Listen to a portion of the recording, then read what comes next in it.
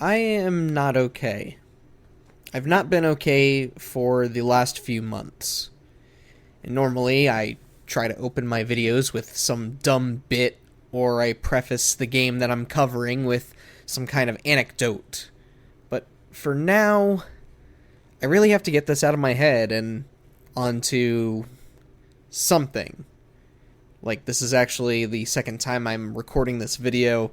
I tried to do one that was a little more off the cuff, but didn't pan out too well. So I wound up writing a script, so if this video sounds a lot more scripty, then you know why. But this was really the best way that I could present this. As I say in the title, social media has become a blight on gaming. This is not something I've always believed, mind you. I mean, social media has been super beneficial in several ways, especially for me. I've met friends across the country and even the globe through finding groups dedicated to games I like. And, of course, you guys who follow me, you know what I do for a living. I do stuff on Watch Mojo, Mojo Plays, specifically. I do stuff for Long Play Archive as well.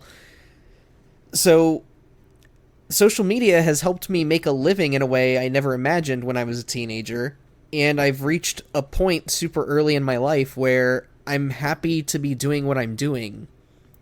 But these last few months have just been really rough, and that's putting it gently.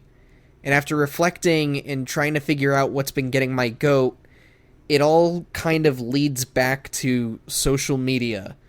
To be more specific, I'm bothered by how folks on social media are talking about games. I know, that sounds very trite to, be gone for 4 months and be super miserable. Just FYI, this is only, half of why I've been away. The other half is crippling anxiety and depression, and dealing with my own personal shit.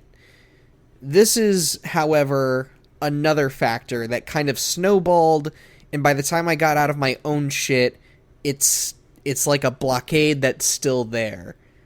And this is sort of the best way that I can just really bust this down and finally just move the hell on and finally get back to making the other videos I've been wanting to do. But I've noticed over the last several months that every couple of weeks, everybody latches onto whatever the biggest release of the month is. Sometimes it's 1 or 2, sometimes it's 3, like it is right now. You know, we got Street Fighter 6, We Love Katamari, Shantae, we got Diablo 4 in a few days. And I can understand why somebody would be hyped about some of these games that we've seen so far, especially if you look back on what we've already gotten now. Dead Space, Resident Evil 4, Star Wars Jedi Survivor, or Jedi Fallen Survivor, whatever the hell it's called. You know, the new Star Wars game.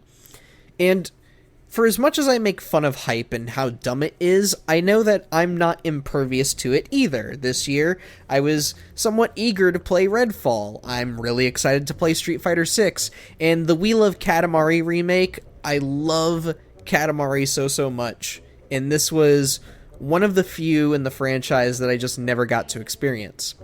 Hype can be uplifting for some folks.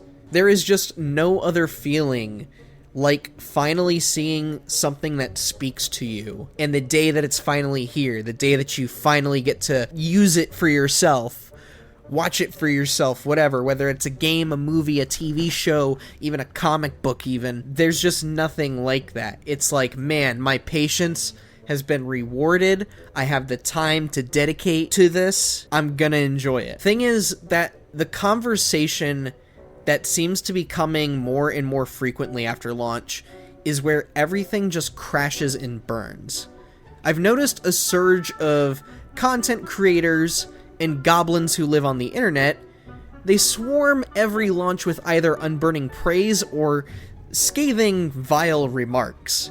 Every game is either the best thing since Christ or the worst thing since E.T. crashed the market back in 1983 and they murdered my entire family. If the game does not reach a certain level of hyperrealism, folks scoff at it and dismiss it, and if it does manage to break the barriers, only one conversation will ever crop up for that game. How does it compare to everything else? Which game is better than what? Which game is worse? How can you like one thing and not the other? F*** you for liking what I don't. Well, f*** you for not liking what I do. Your taste sucks. Well, so does yours. You're a damn idiot. Your third cousin twice removed ought to be rolling in their grave. Get cancer! It is so tiring to see everybody play the same game of compare and contrast like we're all back in the 3rd grade learning what a Venn diagram is. The only difference is that everybody is paying attention to what gets placed on the outside and not at all what is possibly lying in the middle. There is no room for nuance. There's nothing interesting being said, no new perspectives explored, only constant arguing for the sake of arguing. The intensity reaches such a high volume so quickly that it comes across like everybody is trying to be the one to influence some holy scripture that's being written in real time, recording everybody's voice and randomly choosing which voice will define the rest of history. And if one person doesn't get there before somebody else, it could rip a hole in the fabric of space-time and alter the course of human history forever. I know, the example I gave just sounds really, really dire and a bit extreme, but if you just spend a few minutes on Twitter or YouTube whenever a new game launches, just spend a few minutes and look at the thumbnails, look at the titles, look at the forum posts, anything, and I think you will find that my comparison here is not at all far-fetched. I can tell you from personal experience, back when Mojo Plays reviews were still a thing, I would get comments of people just going after me, wanting my head on a platter, and it's like, I'm sorry that my opinion has so much weight on you wanting to play this game. You seem so excited and you hate what I have to say, then go play it and see for yourself. And you can easily see why these people go overboard on the good or bad drivel. Just look at the likes, retweets, number of comments, etc. on these posts, on all these videos.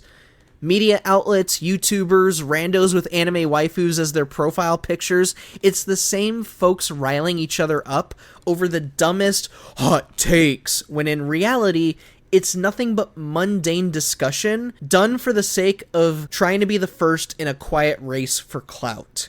Remember the phrase, bad publicity is good publicity. People are simply riling each other up over the dumbest things because they know that people will share the shit out of it regardless if the person sharing it believes the original post or finds it so ridiculous that they want to publicly ridicule that post. All this turmoil has made me so frustrated out of dispassion, or beyond dispassion, in a way, that I just have one question to ask these folks, and nobody seems to know to give me an answer to these. Why does it matter? If you enjoy the game, why do you care so much about a stupid review? If you like what a team or company puts out, why bother giving the time of day to those who hate their work? If you love a product with a burning passion, then why are you hate watching somebody who made a video titled, "This sucks and you should be mad" in all caps? Why do you care so much about who is playing what games for how much money on which box of plastic that rearranges ones and zeros? We live in a world where there is so much entertainment of all types for anyone to possibly enjoy. There are people who enjoy campy horror movies but don't like romantic comedies. There are people who love investing in a show that's running 10 seasons long as opposed to one that only lasted 2 seasons. People can self-publish their books and find success, start up the most casual podcast ever and thrive off of a few hundred listeners, crowdfund to make a movie that can't sell because it fits a niche the mainstream doesn't like, or even, say, start up a YouTube channel. Hell, there are more than 200 of you subscribed to my channel, and quite honestly, I have no idea why. I'm just some schmuck who just makes who can't even read a script correctly, and he makes top 10s and long plays, and I have an incredibly inconsistent upload schedule for my own channel. None of my crap is super polished to the nth degree with flashy intros and the generic, "Hey, what's up guys" greeting. I just spend my time looking back on ancient titles I played as a kid, or I just sit and suffer from crippling depression because Juliet and Nick have a better relationship than I have ever had. There are way more YouTube channels I would gladly promote and put above me. I just make the videos I want to, man. And yet more than 200 of you choose to watch my stuff. And I'm thankful for that. That's great. I'm very thankful for that. My work is clearly speaking to you. But I also know there are others who might see this or any of the other videos I've worked on and think, this isn't hitting me. I don't like the cut of this guy's jib. That's great too. I know, I just used a phrase from the 1950s, and I know that doesn't jive with a lot of people, and I just used a phrase from frickin' the 70s or whatever. But the point is that not everything needs to strike everybody. So with us having so much variety across all forms of entertainment, why are we still talking about video games like every new release is some do or die moment? Like if we don't all agree on a unanimous verdict on if the game is good or bad, that half of us are going to get Thanos snapped out of existence. Why is a game never just okay, or fine, or acceptable for some, not so much for others? I'm not saying we can't say a game is good or bad ever, but when that seems to be the whole discussion and the only discussion we're ever having, it just seems to me like the internet hates video games a lot more than they claim to enjoy it. If you enjoyed the thing you claim to enjoy, wouldn't you want to dissect it? Wouldn't you want to openly discuss it in a civil manner? Wouldn't you be curious about how someone else sees your favorite thing? How they perceive certain events? How they view the thing that you love? It would open up an opportunity to maybe turn them into a fan, or at the very least help them understand why you like it. Or maybe you could help lead them to other games that are similar but might fit their tastes a bit better. If anything I've said so far hasn't made a lick of sense to you, then maybe tomato sauce will. Trust me, this is going somewhere. This bit from my education in high school is going somewhere. Just bear with me for a second, okay? Believe it or not, we used to live in a world where the different tomato sauce brands would only ever make one kind of tomato sauce and only change the recipe whenever sales started to dip.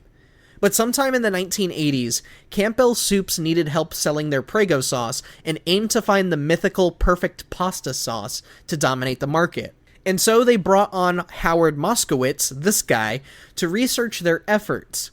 However, after supplying him with more than 40 sauces to test around the country, Moskowitz's studies brought back results they weren't exactly hoping for. Moskowitz concluded that there is no such thing as the perfect pasta sauce, but perfect pasta sauces. In other words, there is no such thing as the perfect product, only perfect products. This is why when you go down the soup aisle, you don't just see tomato sauce. You see chunky tomato sauce, garlic and herb tomato sauce, 3 cheese, 4 cheese, veggie, roasted garlic parmesan, mushroom, meat, traditional, sausage, marinara, sauces all created to appeal to as many different tastes as possible. Video games are no different, and I see that in just about every corner of my life. Several friends and coworkers of mine think Shenmue is a great game because of the story, because of waiting around for stores to open, and how the game changes PNG skyboxes in real time. As wrong as they are, I'm not going to go on a tirade and slam the game. They know that I'm right, and they love games that don't respect the player's time. That is their preferred and very incorrect kind of video game to play and seek out. I, on the other hand, I will gladly relive Feeding Frenzy, Naughty Bear, and Shadowrun 2007 as the masterpieces they are. Now watch as the joke completely flies over some people's heads. Look, I didn't make this video to preach, okay? I'm not expecting the internet to suddenly change because someone is finally calling it out on its bullshit. No. I'm making this first and foremost for me because this has really been bugging me for the last handful of months. Social media sucks, and those who live in it are never going to change. I know making this video sort of contradicts my whole who the hell cares attitude, but I just wish I didn't feel like I'm the only one who thinks everybody needs to chill, take a step back, and start thinking about games more critically. I'm seeing it right now with Zelda, man. Back when Breath of the Wild came out, there were so many people championing it as like one of the greatest games of all time, and now that Tears of the Kingdom's out, all of a sudden everybody's looking back on Breath of the Wild and being like, oh, well maybe the praise was a little, went overboard. Come on, guys. Come on. Let's chill. We can have fun with a game. We can say it's great, but let's give something some time to breathe, please. Anyways, I derailed a little bit, but regardless of what kind of game, movie, show, or book you're into, dive in and explore, whether you like it or not. Like, if you see something that looks interesting and you want to give it the ducats, do it, man. Don't worry about what other people are saying. Find what speaks to you. Seek out the entertainment that you are hungry for. Don't worry about who is playing what. Step outside of your comfort zone every once in a while. You know, part of the fun that entertainment brings is learning people's different perspectives on the entertainment itself, whether that's through one's interpretation of a character monologue in a play, the way an author uses words to describe an environment, meanings conveyed through camera movement and positioning in a movie, or, in the case of a video game, finding a hidden area that's housing some hard-as-f*** boss who has some deep lore to the rest of the game. Isn't open conversation the reason why Dark Souls became so big? Isn't it the reason why BioShock is still talked about to this day? Isn't it reason why Mass Effect is still so beloved, even after the events of Andromeda? At the end of the day, these are all video games. We can talk about their flaws, we can sing praise when deserved, but the way we currently talk about games across Twitter, Reddit, Facebook, and YouTube is not doing anyone a service. Mocking people for liking a game more than you, or hating a game you like, is not the way to go. Mocking somebody for being brand new to a franchise that's been around for years, and they either never knew about it, or they're finally just now jumping in, it's not the way to go. It's not doing anybody justice. No one's opinion should have any weight on your enjoyment of a game. But screaming Game of the Year or Worst Game Ever whenever the pendulum swings one way or the other, it just stagnates the conversation and it stagnates innovation. We need to learn to take a step back and appreciate what a game does well and doesn't do well, rather than just spout good or bad like cavemen discovering fire before realizing fire can burn. So when does it stop? When does the mindless hype end? When can we start enjoying the games we have now and really take it all in before we frantically tweet and record and stream and post about it? When does the fruitless race to be the first cease? Is anyone ever going to rest and look at the games in their own library instead of judging each other's? I started playing video games when I was a toddler. I'm finding new games to look forward to every single week, whether it's indie, AAA, ancient as hell. I'm playing games outside of my wheelhouse all the time. I'm about to start up Final Fantasy VII Remake, for crying out loud. I love what this craft brings in, with games having different genres, different mechanics, ways to create fun levels and boss fights. I've been addicted to Marvel Midnight Suns for the last several weeks. I've been addicted to Katamari for the last several weeks, and I forgot how much I loved Katamari. And I've been playing games with absolutely no consideration of what platform I'm playing on. Why? Because I'm here for the games, man. And I don't know why somebody would want a console or a computer to play games if all they're going to do is sit on social media to defend their favorite company or defend their favorite game because it was my childhood. Why participate in the mindless banter instead of playing the games that you say you love? We don't all need to be on the same console. We don't all need to be playing the same games. We don't need to be watching the same movies or shows or reading the same books or even agreeing on the same opinions. If we did all that, we'd all be living that episode of The Fairly Odd Parents where everybody looks like the same gray Pac-Man ghost. And right now, we're all arguing over what's the grayest and what is the blobbiest. We're the grayest and the blobbiest. But everyone is exactly alike! That's where you're wrong!